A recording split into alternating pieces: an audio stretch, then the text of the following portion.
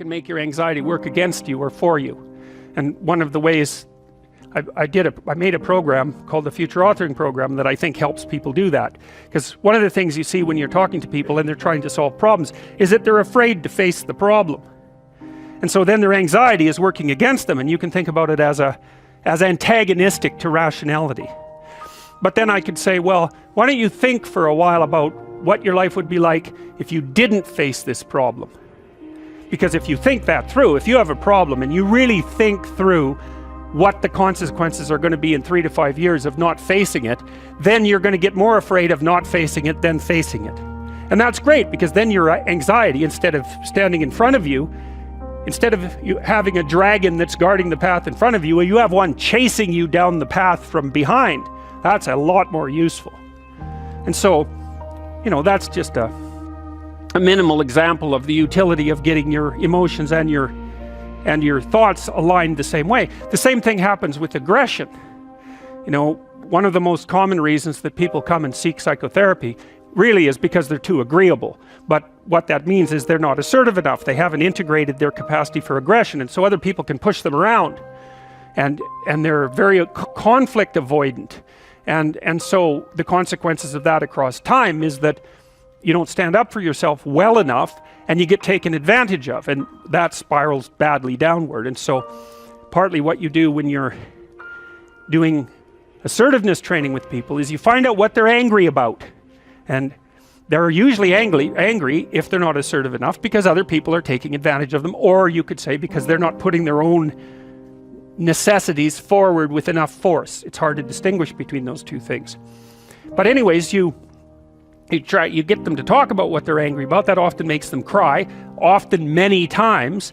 And then you get them to kind of envision what they would want to have instead, which they're often afraid to do, because people are afraid to think about what they want, because that makes it more clear when they're not getting it, and that's painful, right? Or maybe they're afraid of hoping, so they won't specify a clear aim. But anyways, you get them to think about what they might want instead. You get them to think about the costs of not pursuing that, and then you help them develop strategies for integrating their aggression and with their thinking, so that they can come up with a plan to approach the world in a more confident way. So for example, someone might come to me and say, I'm being bullied badly at work.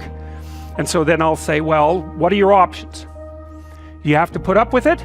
Well, we'll figure that out, because maybe you do. Maybe you don't have options. But here's how to find out. Get your damn CV together so it's pristine, right? It's ready to go.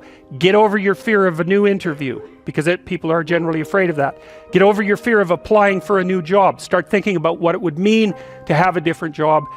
Start thinking about what it would mean to have a better job even, because maybe your fear is just making you stuck here. But I can tell you one thing, if someone's picking on you at work and you don't have options, you lose.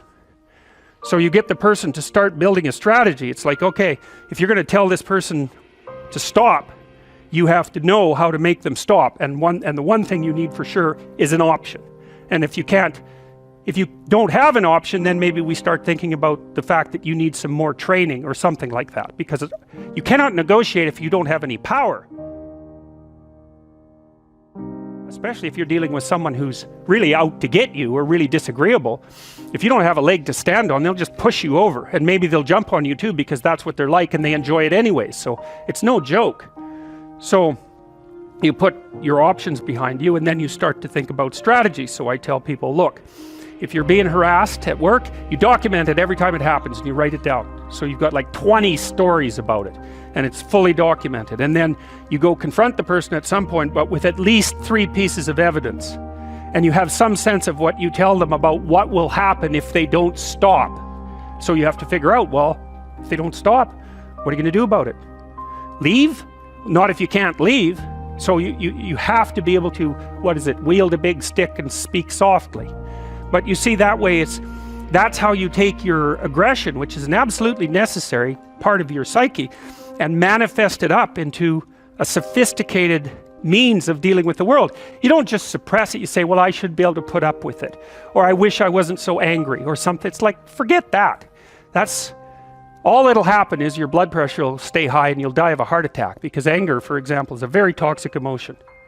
And it does cause heart damage over time. It's the only emotion that we really know that's been linked to things like cardiovascular risk. And anger is toxic because it's like you're driving a car, you're stepping on the gas and pushing on the brake at the same time, because anger tells you to run away and to attack at the same time, because you don't know what's going to happen. And so it really amps up the physiological demand on your body. And so if you including your heart and your musculature, so if you stay like that for like 10 years, you know, you're going to age 20 years. And that's a bad plan. So, you know, you take your underground emotions and you integrate them into a sophisticated reality. Now, Jung said, so first of all, you unite your mind, your thinking, let's say, with your emotions. So that makes one thing instead of two fighting things. Okay, that's a good one. And then the next conjunction he talked about was, it isn't enough to unite your mind and your emotions. And he thought about that as a male-female pairing symbolically. That's how it would manifest itself sometimes in dreams. So you take the masculine element and the feminine element, the thinking and the emotion, unite those, and that makes you more like one thing. Okay, and now all of a sudden that's represented as symbolically male, that one thing, and it unites with something else that's now represented symbolically female. That's the body. So you take the mind emotion integration and integrate that in your body. So what does that mean? You act it out instead of just thinking. So there's this philosophical idea called now I'm going to forget what it's called. It's a contradiction in action. There's actually a technical term for it. But that's when you think and believe something, but you don't act it out. And so that means there's a dissociation in you somehow between your abstract representations and what you manifest in action. Well, that's another form of discontinuity that isn't doing you any good. You know, the driver's going one way and the car's going the other, and you won't even be able to understand yourself if you do that. But even more, you're not putting your principles into practice, so you're dissociated, your being is dissociated. So once you get your mind and your emotions working together, then the next thing to do is to act that out consistently. So that was the second conjunction as far as Jung was concerned. And then the third one was, this is the tough one, and this is the one that's related to phenomenology. You erase the distinction between yourself and the world. Okay, that's a tough one. So imagine you're dealing with someone who's hoarding. Now, people who are hoarding are often older or neurologically damaged, or they have obsessive compulsive disorder. But then you walk into their house and there's like 10,000 things in their house. There's maybe 100 boxes, and you open up a box, and in the box there's some pens and some old passports and some checks and their collection of silver dollars and some hypodermic needles and some dust and, you know, a dead mouse and there's boxes and boxes and boxes like that in the house. It's absolute chaos in there. Absolute chaos, not order, chaos. And then you think, is that their house or is that their being? Is that their mind? And the answer is, there's no difference. There's no difference.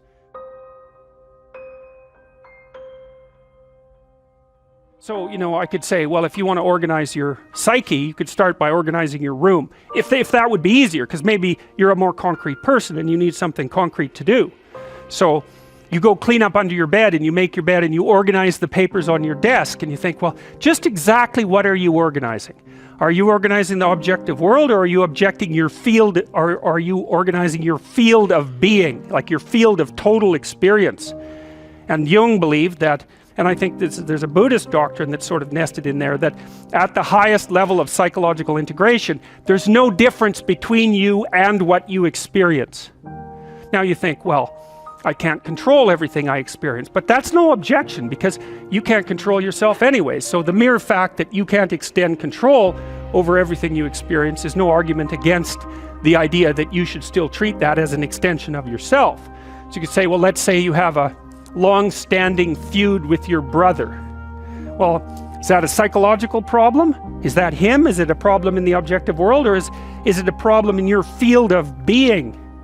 And it's very useful to think that way, because you might ask, what could you do to improve yourself? Well, let's step one step backwards. The first question might be, why should you even bother improving yourself? And I think the answer to that is something like, so you don't suffer any more stupidly than you have to.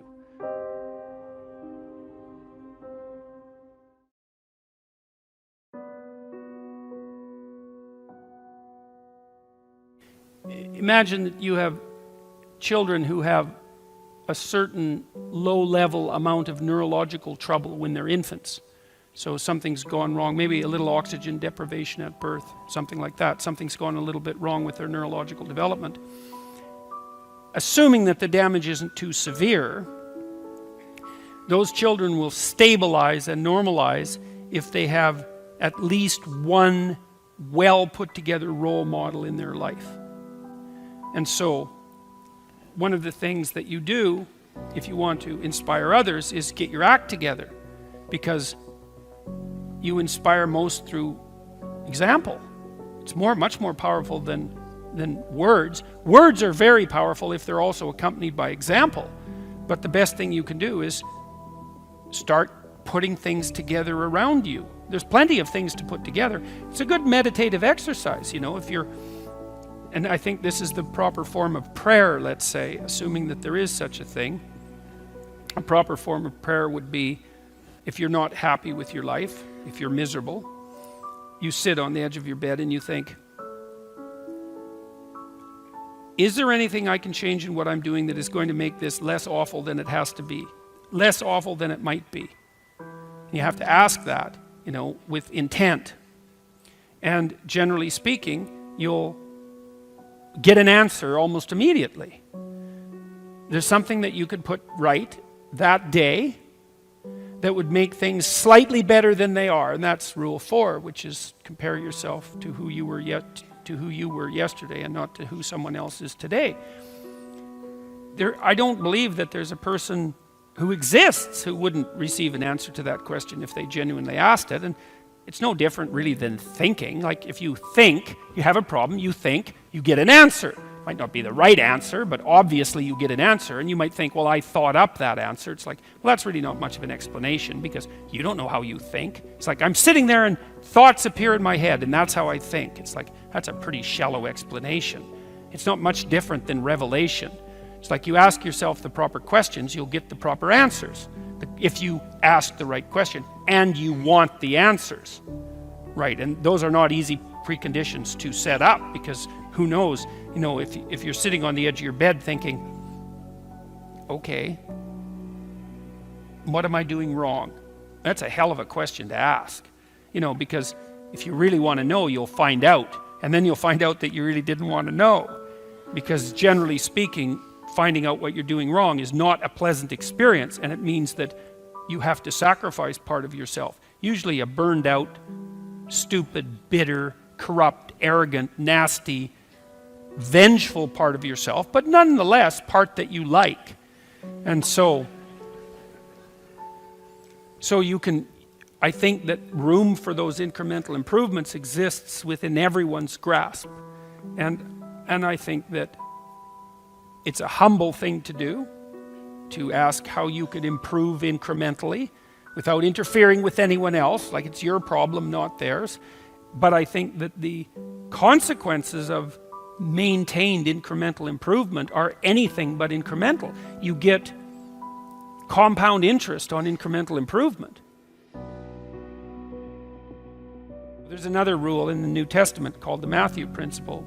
Economists use it, and the rule is, to those who have everything, more will be given, and from those who have nothing, everything will be taken. It's actually a description of the way the world works, interestingly enough. You know that if you've ever played Monopoly, because that's what happens if you play Monopoly. And there's a reason for that, that's a deep reason. And it's a very harsh rule, because it means as you start to wander off the path, let's say, the probability that you will wander further off the path increases non-linearly. And that's a terrible thing to know. As you wander towards the edge, the probability that you'll fall off the cliff increases. And that's a statistical justification for the concept of hell.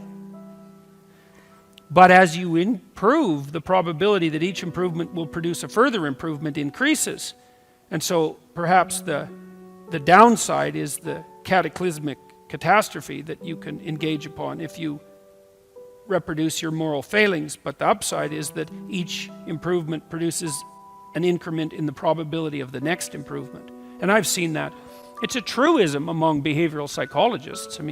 Although they don't generally phrase it that way, If you're a behavioral psychologist, and I am a behavioral psychologist, what you do is you find out what, essentially you help a person establish their aim, and then you break down what they're trying to do into attainable units, and you negotiate with them. You say, well, look, well, they say, I'm not making use of my time very well, spending 3 hours a day playing video games.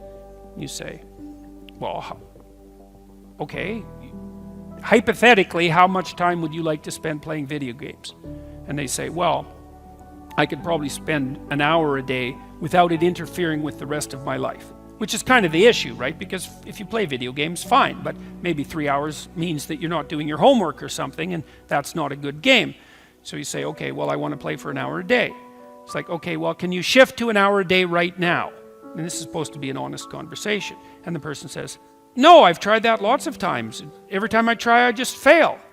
And so you don't say, well, quit failing, go play 1 hour a day, and the problem will be solved. That's a stupid strategy. You say, okay, well, look, you think about this, and don't agree to do this unless you think you will do it, because otherwise it's just a waste of both of our times. It's like, do you think that you could track how much time you spend playing video games for 1 week? Don't change anything. Just track it. And they think, yeah, I could probably do that, but I might miss a couple of days. And you think, okay, fine. So here's the deal. 5 out of the next 7 days, you just track how much time you spend playing video games. And the person says, I think I can do that. Because that's what you want them to say. You want them to succeed at the improvement. It's not much of an improvement, but it's something, right? Then they come back and they say, well, yeah, I was playing about 4 hours a day. And so you say, okay, well, fine, good work, man. You got it tracked. Now we know the parameters of your problem. It's actually a little worse than you thought, but at least you had enough sense to measure it. We know where you're at. Okay. Do you think you could cut that down to 3.5 hours every day? And the person thinks, no, I'm pretty weak-willed. I don't think I could manage that. You say, well, how about this? Do you think that 2 of the next 7 days you can only play for 3 hours? You think you can manage that? And you're not cynical about this. You're not insulting the person, any of that. It's like, because you don't care. All you care is that they make some incremental movement towards their goal. And the person thinks about that, if they have any sense, and they take their weakness into account, and they think, I think I could probably do that. And then they come back the next week, and they say, I managed to spend 3 hours a day playing video games for 3 days, and the rest were 4 hours. And you say, good work, man. You've just got rid of 25%. 12.5% of your problem. You're 1/8 of the way to fixing it in 1 week. And the person isn't going to be all that thrilled with themselves because they don't do the arithmetic and they don't do the projection. They think, well, I'm still pretty damn useless. I'm playing 25 hours worth of video games a week. It's nothing to pat myself on the back for. It's like, yes, it is. It's a marked, measurable improvement, and it's a move in the right direction. And then you also tell the person, look, the other thing you got to understand is you're not going to improve like this. You're going to improve like this. So some weeks you're going to come back and say, geez, I backslid completely and I played for 4 hours a day for 7 days. But it doesn't matter, because that doesn't mean you failed. It just means that you slid back. You want to calculate it over a month or something like that. And, generally speaking, a month later, the person's down to something like 2 hours a day.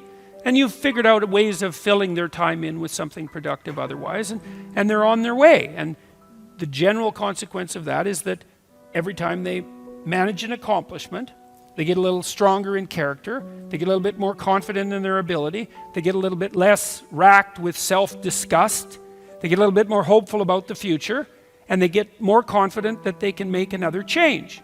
And if you're patient, and you have to be patient with yourself that way, it's like you reward those incremental improvements and you don't get all cynical about them. And you think, okay, just imagine what would happen if you kept doing that every week for 10 years. And the answer to that is, things would be so much better for you that you can't even imagine it with that much improvement. Or maybe even with half that much improvement. And so that's a very good way of progressing.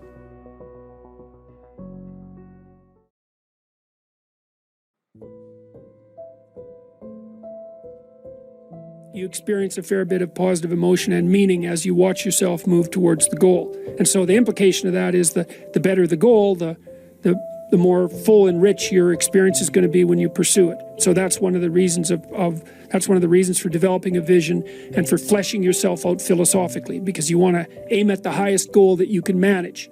Okay, so you do that, and then what you'll find is that as you move towards the goal, there are certain things that you have to accomplish that frighten you.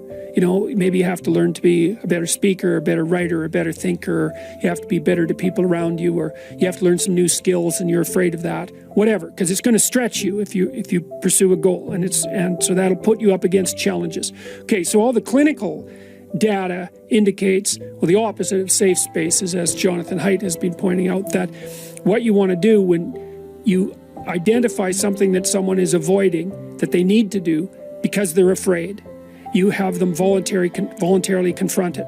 And so you break it down. What you try to do if you're a behavior therapist is you break down the thing they're avoiding into smaller and smaller pieces until you find a piece that's small enough so they'll do it. And it doesn't really matter as long as they start it.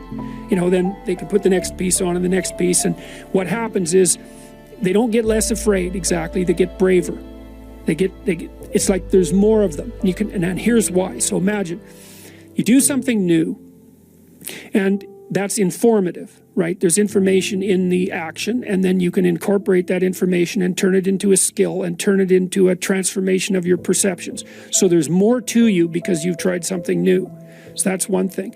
But the second thing is, and there's good biological evidence for this now, that if you put yourself in a new situation, then new genes code for new proteins and build new neural structures and new nervous system structures. Same thing happens to some degree when you work out, right? Because your muscles are responding to the load, but your nervous system does that too. So you imagine that there's a lot of potential you locked in your genetic code.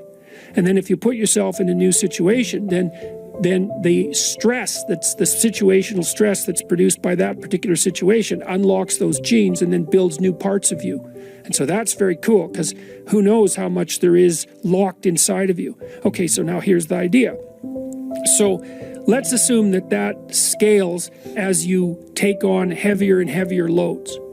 That more and more of you get more and more informed because you're doing more and more difficult things, but more and more of you gets unlocked. And so then what that would imply is that if you got to the point where you could look at the darkest things, so that would be the abyss, right? That would be the deepest abyss. If you could look at the harshest things, like the most brutal parts of the suffering of the world and the malevolence of people and society, if you could look at that straight and directly, that would turn you on maximally.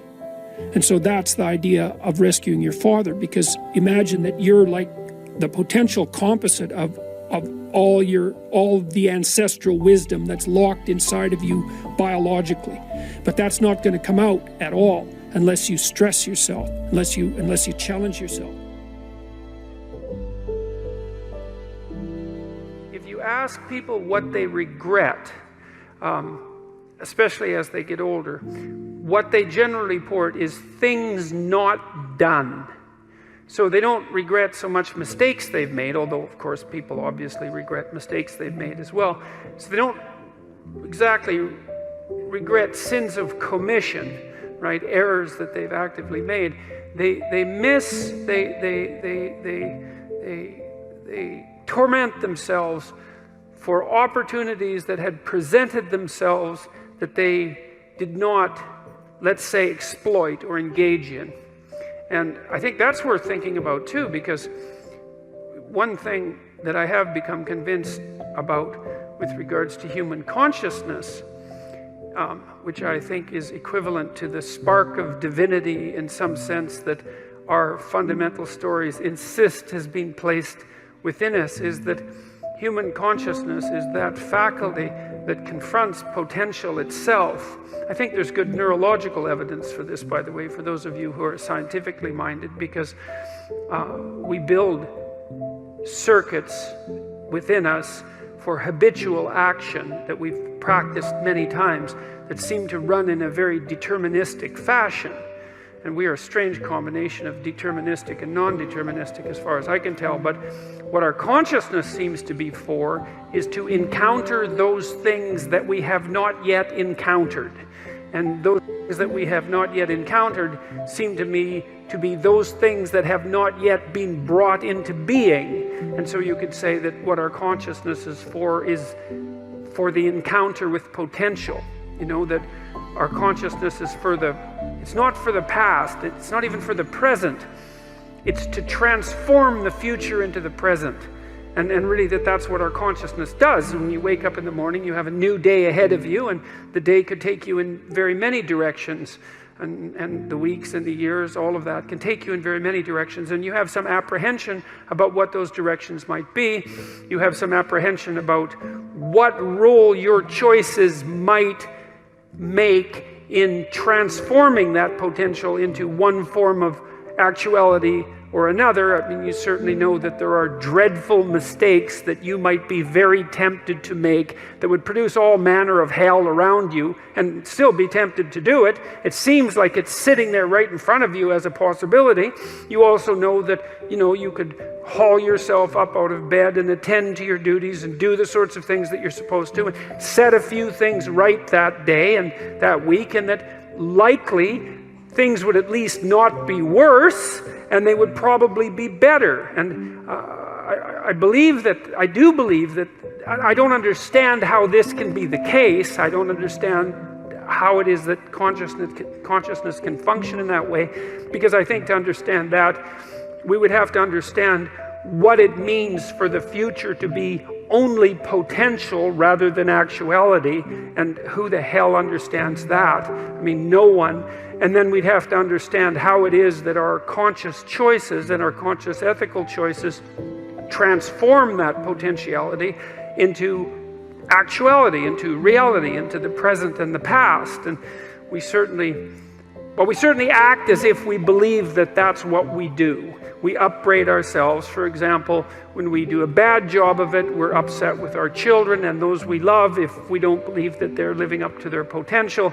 We're guilty and ashamed when we make choices that we feel are inappropriate. We understand to some degree that the manner in which time lays itself out has something to do with the ethics of our choice. And again, I would say that's a very deep idea. I think it's the most true idea I know. It's very emphasized, that idea emphasized in ancient religious stories such as those that are outlined in Genesis, or in Genesis with its strange insistence that, God is that which brings order out of chaos, formless potential, generates the world out of formless potential, and that we're somehow made in that image, which seems to me to be the case. And that the proper way, by the way, to go about acting in that image is to act in relationship to the potential that confronts you with truth and with courage, with careful articulation. That's the logos. And that if you do that, then what you bring forth is good. There's a sacrificial element in maturation, right? You have to sacrifice the pluripotentiality of childhood for the actuality of a frame.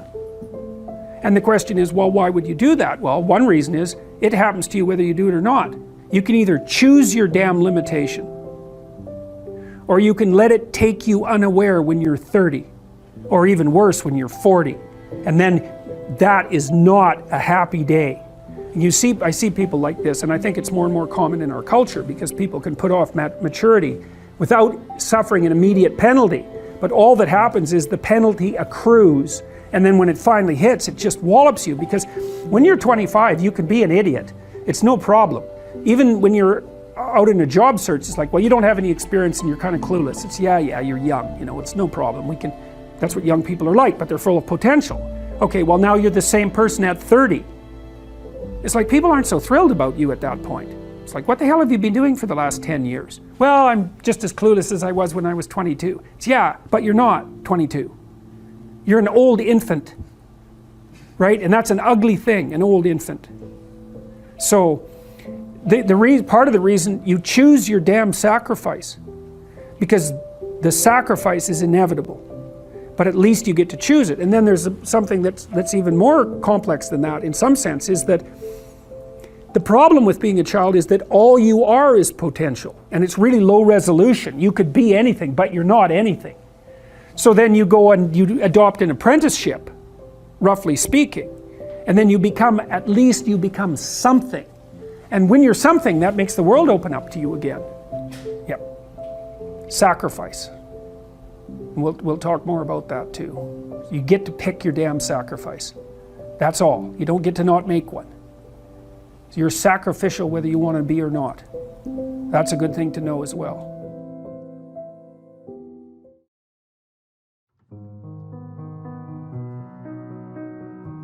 One of the things I talk about in 12 Rules for Life, and in my lectures, this has become a meme, strangely enough, something that's widely distributed on the web, partly because there's a comical element to it. It's to clean up your room. And everyone laughs about that because I'm taking that seriously. It's like, well, clean up your room. Everyone's mother has told them that 1,000 times, right?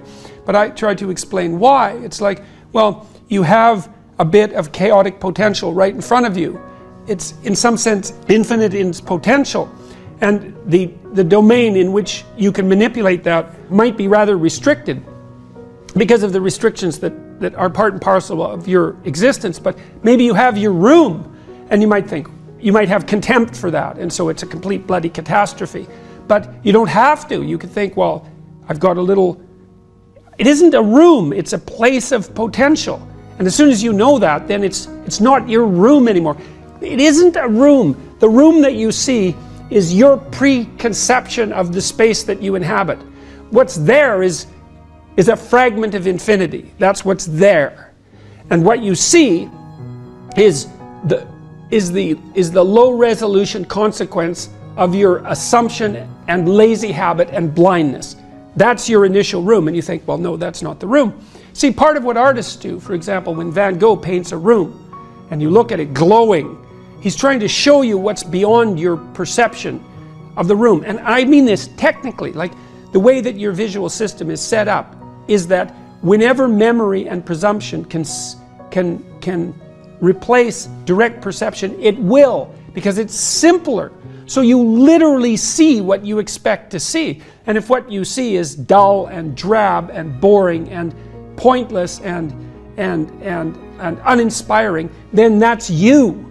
It's not what's there. And what the artist does when he or she re-represents that mundane reality is to remind you of what's behind it, the potential that's there. And so what I'm suggesting to people is that they take the potential that's right in front of them. It's like, okay, and here's the rule. You're aiming up.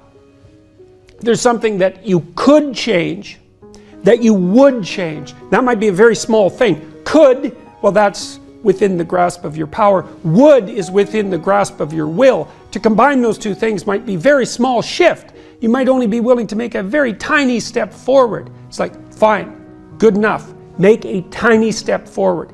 And that makes you a slight bit stronger than you were before. And then the next step can be slightly larger. And it's the path of humility. You see, the thing about cleaning up your room, this is also something I learned from Carl Jung and his studies on alchemy, because for Jung, when the alchemist was attempting to make the philosopher's stone, he was not only engaged in the transformation of the material world, but he was engaged in a process of self-transformation that occurred at the same time as the chemical transformation. So it was a psychological work in some sense. Let's say you want to sort out your room and beautify it, because the beauty is also important. And let's say that all you have is just a little room, like you're not rich, you're poor. And you don't have any power, that's another thing. But you've got your damn room, and you've got this space right in front of you, you know, that's a part of the cosmos that you can come to grips with. And you might think, well, what's there in front of you, right in front of you? And the answer to that is, it depends on how open your eyes are. That's the proper answer, because you could say, and William Blake said this, for example, and Aldous Huxley made comments that were very similar, that in a transcendent state you can see infinity in the finite. And you might say, well, you can see infinity in what you have within your grasp if you look, and you could say maybe that's the case with your room. And so you want to clean up your room. Well, okay, how do you do that exactly? Well, a room is a place to sleep. And so if you set your room up properly, then you figure out how to sleep and when you should sleep and how you should sleep. And then you figure out when you should wake up. And then you figure out, well, what clothes you should wear, because they have to be arranged properly in your dresser. And then you have to have some place to put your clothes. And if you're going to have some clothes, you have to figure out what you're going to wear those clothes to do, right? And then that means you have to figure out what you're going to do. And then your room has to serve that purpose, because otherwise it isn't set up properly. And if it doesn't serve your purposes, you will be unhappy and not happy in the room, because the way that we perceive the world is as a place to move from point A to point B in. And then if the place that we're in facilitates that movement, then we're happy to be there. And if the place that we're in serves as an obstacle to that movement, then we're unhappy to be there. And so what it means to set up your room is that you have to have somewhere to go that's worthwhile, or you can't set up your room. And then your room has to be set up to facilitate that. And then the next thing is, well, maybe you have to make it beautiful. But that's not easy, right? That means you have to have some taste. And that doesn't mean you have to have money. It doesn't, because you can be garish with money, and you can be tasteful with nothing. All you need is taste, and taste beats money when it comes to beautifying things. I mean, not that money is trivial, because it's not, but taste is crucial. And people who are very artistically oriented can make beautiful things out of virtually nothing. And not only that, the literature suggests that if you're going to make beautiful things, putting real constraints on what you allow yourself to do facilitates creativity instead of interfering with it. Because let's say you have to make something out of nothing, right? Which I suppose would be a godly act, right? You have to make something out of nothing. You have to be creative in order to do that. And so then to beautify your room means that you also have to develop your capacity to be creative. And so then you can make your room shine. But then what will happen is that if your family isn't together, they will interfere with that. You'll interfere with that because you won't have the discipline to do it properly. But then when you start building this little microcosm of perfection with what you have at hand, then it'll evoke all the pathologies of everyone in your household. They'll wonder what the hell you're up to in there. And they won't necessarily be happy, because if they're in a lowly place, let's say, and so are you, and you're trying to move out of that, then the higher you move out of that, the more the place they're in looks bad. And you might say, well, what they should do is celebrate your victory over chaos and evil, but that isn't what will happen. What will happen instead is that they will attempt to pull you back down. They'll attempt to, and I mean, obviously all families don't do that, but all families do that to some degree, and some families do almost nothing but that. And so what that means is that if you're going to organize your room, then you're going to have to confront the devils in your house. And that's often a terrifying thing, because some of those devils have lineages that go back many, many, many generations. And God only knows what you have to struggle with in order to overcome that. And so to sort yourself out and to fix up your room is a non-trivial matter, and you can do that. You'll learn by doing that, and then maybe you'll learn enough by doing that so that you can fix up your family a little bit, and then having done that, you'll have enough character so that when you try to operate in the world at your job, or maybe in the broader social spheres, that you'll be a force for good instead of harm, because you'll have learned some humility by noting just how difficult it was to put your damn room together, well, and yourself for that matter. And so you'll proceed cautiously with your eyes open towards the good. Ask yourself what would motivate you. First of all, don't be studying 8 hours a day, because that isn't going to work and you're not going to do it anyways. Would you start studying 5 minutes a day? Seriously, could you bring it up to 10 minutes a day? What would you have to do for yourself to get yourself to sit down for half an hour a day and study intently? Like maybe you'd have to, I don't know what you'd have to do, like have a beer at 6 o'clock at night or something, or maybe you'd have to go for a walk in the park or go out for coffee. It's like, imagine that you're sitting down with a stupid, undisciplined child, and you're trying to get that child to do something useful. And you say, okay, look, I want you to do X, it's necessary, but you can pick how much of it you're going to do, and I'll give you what you want if you do it. Well, ask yourself that and see what happens. So don't try to tyrannize yourself, try to negotiate with yourself and use some reward and see how that works. And start slow, maybe you're not very disciplined and the best you can do is half an hour of studying it a day. Well, start with half an hour. Increase that 5 minutes a week. you know, if you do that, that's a lot. If you do that for a year, then you'll, by the end of the year, you'll be studying 4 hours a day. So you could, that's just with 5 minutes a week, right? Because that's 250 minutes in a year. So start ridiculously, pathetically. Study for 5 minutes a day for a week, and then move it to 10. You'll be able to do that. And don't cheat, you know, because one of the things people do is they make a deal with themselves like that. I'm going to study for 10 minutes a day, each day. And then they get into it and they think, wow, this is going really good. So they study for 2 hours, and then they've broken the contract with themselves and they don't trust themselves anymore. And then they don't study for a whole year, or, well, maybe not, for a month. So, but set your contract. Ask yourself, you know, what could I do to move myself forward to my goal that I would do? And then how could I improve that incrementally?